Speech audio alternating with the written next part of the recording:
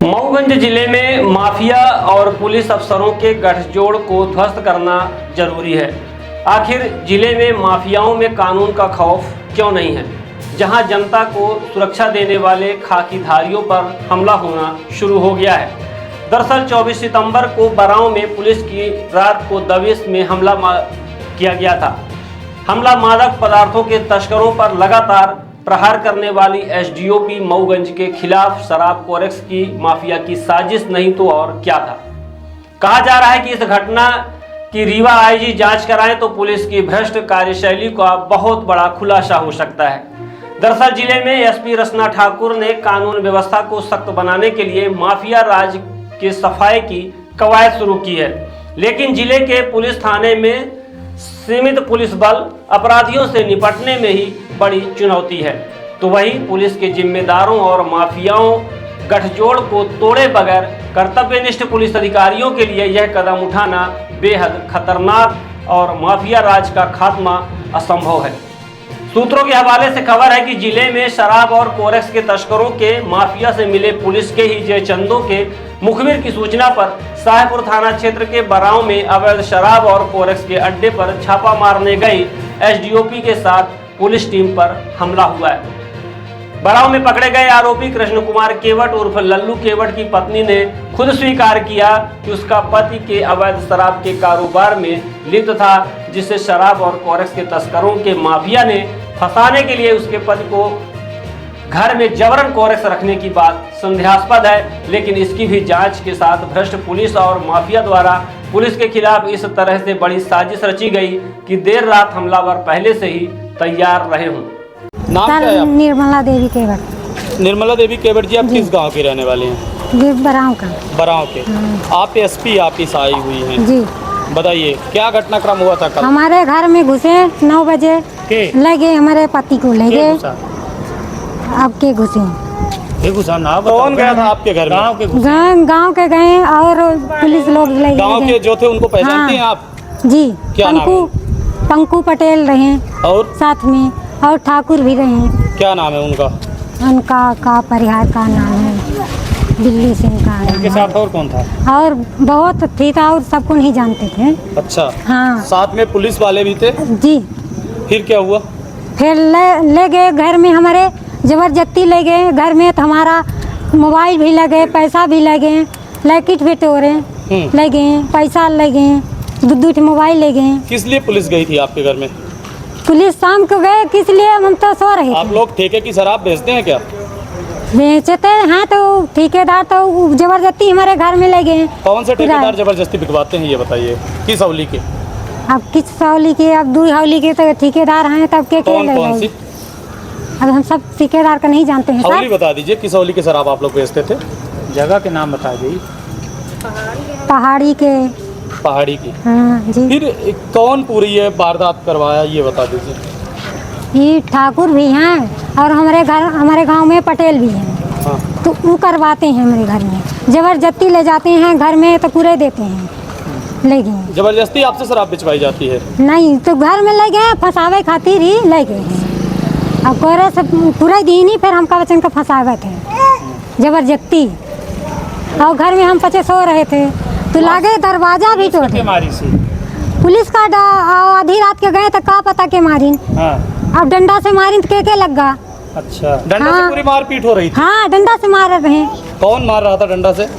अब पुलिस वाले मार रहे तो का पता के लगा। अच्छा, पुलिस वाले से मार लेता है।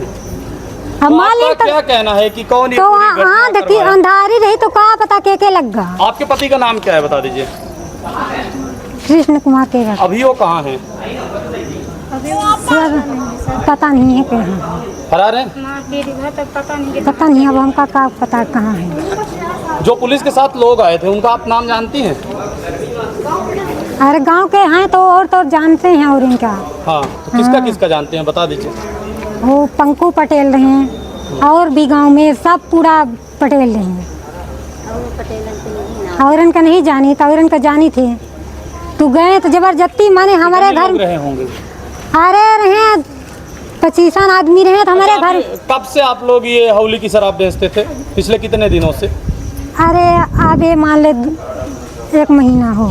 1 महीना हो गया। तो सर प्रकाश में आया है, क्या पूरा मामला? ये कल रात की घटना है। कल रात को हमारी एसडीओपी को सूचना मिली थी कि कोई नशीली दवाओं का बिक्री कर रहा है, नशीले पदार्थों का। तो उस पर कार्रवाई करने के लिए वो गई थी और फोर्स भी साथ में लेकर के गई थी, लेकिन गांव वालों ने उस पे कार्रवाई का विरोध किया और उसमें कार्रवाई में बाधा भी डाली उन्होंने।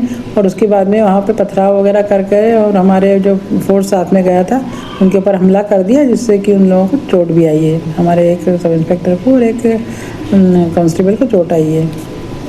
पूरे मामले पर अभी तक हम लोगों ने उसमें अपराध पंजीबद्ध किया है 353, 307 का। और उसमें क्योंकि गंभीर चोट आई है सब इंस्पेक्टर को, और उसमें हमने 3 आरोपियों की गिरफ्तारी भी की है।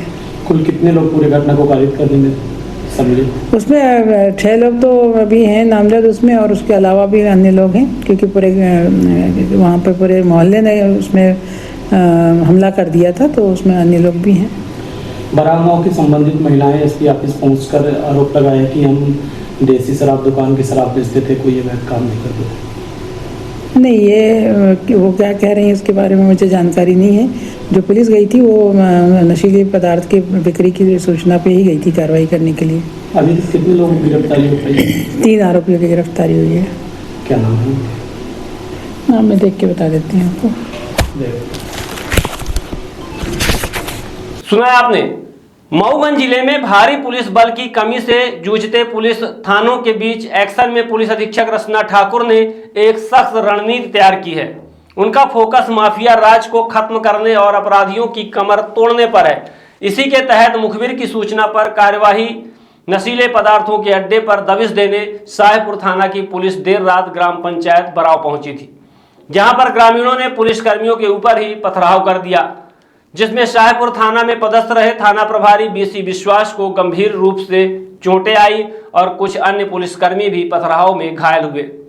सवाल यह उठ रहा है कि क्या एसपी को माफिया पुलिस के गठजोड़ की जानकारी नहीं है, जो खतरनाक साबित हो रहा है। नवागत पुलिस अधीक्षक रचना ठाकुर मऊगंज जिले में पुलिस और माफियाओं के गठजोड़ में लिपटे पुलिस अधिकारी और उनके मातहतों के बारे में तनिक भी जानकारी नहीं होना दिख रहा है, जबकि बीते 6 माह में पुलिस महानिरीक्षक और उप पुलिस महानिरीक्षक रीवा साकेत कुमार पांडे के निर्देशन और तत्कालीन पुलिस अधीक्षक वीरेंद्र जैन के मार्गदर्शन में महिला पुलिस अधिकारी एसडीओपी अंकिता शूलिया द्वारा जिले भर में मादक पदार्थों के खिलाफ की गई ताबड़तोड़ कार्यवाही से माफियाओं में हड़कंप मच गया है, जिसके बाद से ईमानदार और स्वच्छ छवि के पुलिस अधिकारी अब माफियाओं और पुलिस के जयचंदों के निशाने पर हैं।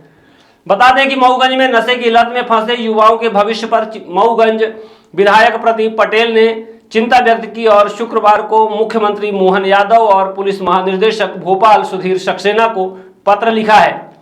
विश्वस्त सूत्रों की माने तो लिखे गए पत्र में विधायक ने कहा है कि मऊगंज में अवैध शराब की दुकानें, गांजा, कोरेक्स और नशीली गोलियों का धंधा व्यापक पैमाने पर गांव-गांव में धड़ल्ले से चल रहा है, जिसको उन्होंने चिंता जताते हुए कहा, युवा पीढ़ी नशे की आगोश में आकर अपना भविष्य चौपट कर रही है। अवैध धंधा करने वालों की वजह से रोजाना मारपीट की घटनाएं हो रही हैं। उन्होंने नशेड़ियों द्वारा खुद पर हमला करने का भी पत्र में जिक्र किया। विधायक ने अवैध कारोबार करने वालों और उन्हें संरक्षण देने वालों के खिलाफ कड़ी कार्यवाही करने का अनुरोध भी किया है। Bihan hospital and research centre आपके अच्छे स्वास्थ्य हेतु समर्पित सर्व सुविधा युक्त हॉस्पिटल। बिहान हॉस्पिटल में स्त्री रोग, कैंसर, मेडिसिन एवं कैंसर सर्जरी, यूरोलॉजी, न्यूरोलॉजी, हृदय रोग, ऑर्थोपेडिक, जनरल मेडिसिन, बाल चिकित्सा, जनरल एवं लेप्रोस्कोपी, प्लास्टिक सर्जरी संबंधित सभी बीमारियों के उपचार की सुविधा उपलब्ध है। बिहान हॉस्पिटल में emergency ambulance, pathology, pharmacy, dialysis, 2D echo, छाती की जांच, सोनोग्राफी, पीएफटी, फेफड़ों की जांच, फिजियोथेरेपी की सुविधा उपलब्ध है। विहान हॉस्पिटल में मेडिक्लेम इंश्योरेंस, कैशलेस सुविधा, आयुष्मान भारत कार्ड धारी को सुविधा उपलब्ध है। विहान हॉस्पिटल में 24 घंटे एम्बुलेंस की सेवा उपलब्ध है। हमारा पता है NH7 होटल लैंडमार्क के पहले रतहरा, रीवा। अधिक जानकारी के लिए संपर्क करें। Helpline number 9074 5146 14।